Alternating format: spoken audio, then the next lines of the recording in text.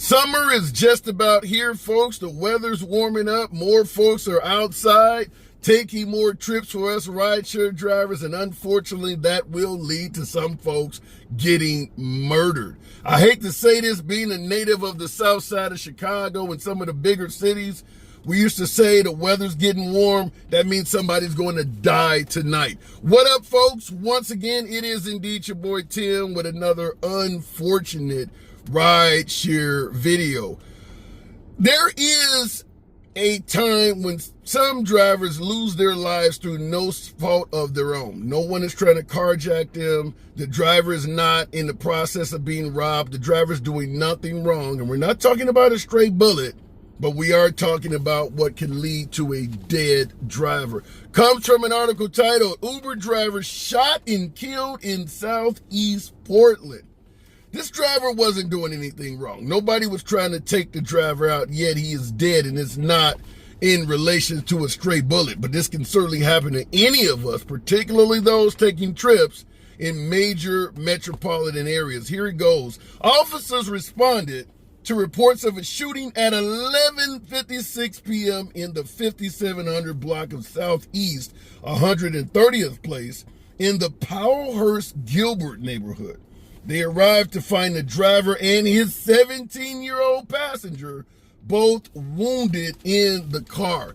We'll talk about that 17-year-old passenger because that probably, we're speculating a little bit, but you'll probably agree by the end of this video, the 17-year-old probably has something to do with why the driver is no longer with us. But the 17-year-old was a passenger in the vehicle and he was wounded as well. Continuing on though, the man died at the scene. That's the Uber driver. The man died at the scene. No arrests have been made, and police have not identified the rideshare driver or the company he worked for.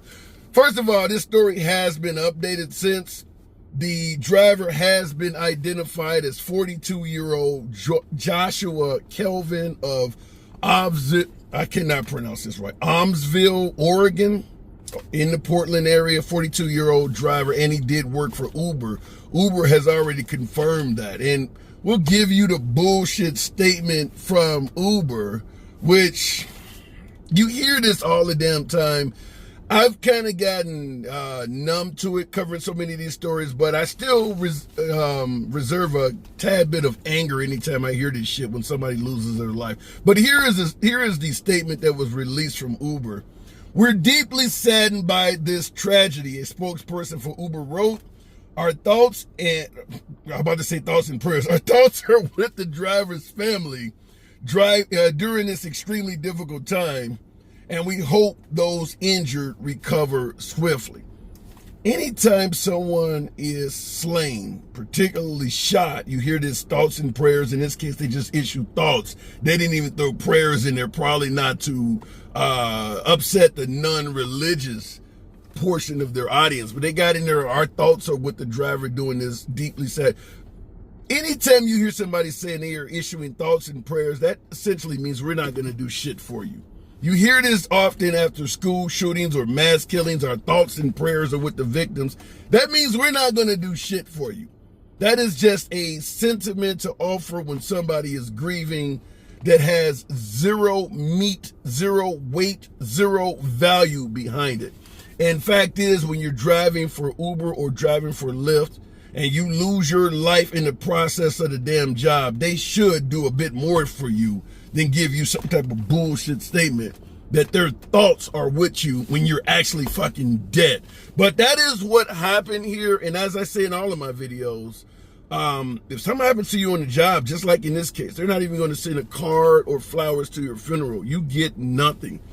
Hopefully more and more states like Minneapolis and Seattle continue passing laws that start to provide some protection, some provisions for drivers that are slain on the job.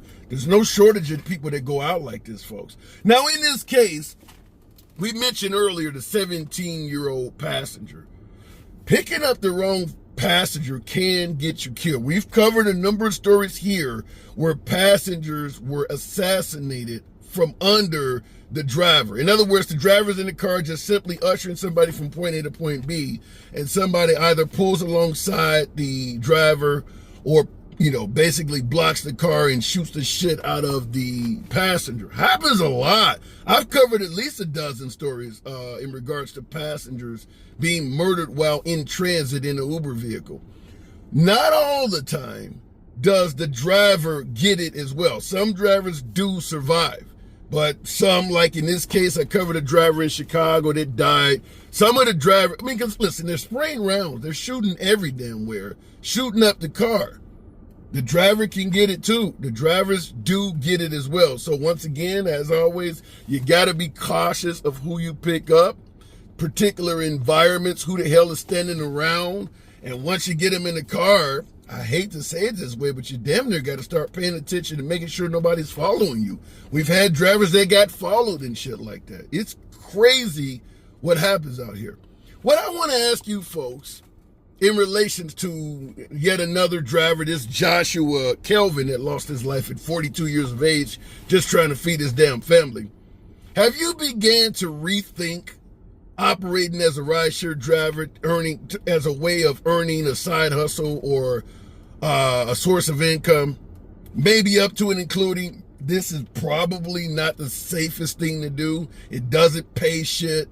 No one gives a damn if you die or not. They'll just give your trips to somebody else. Has this made you, or led to anyone who regularly views content creators like myself on YouTube to start, reevaluating, maybe this isn't the best way to earn an income?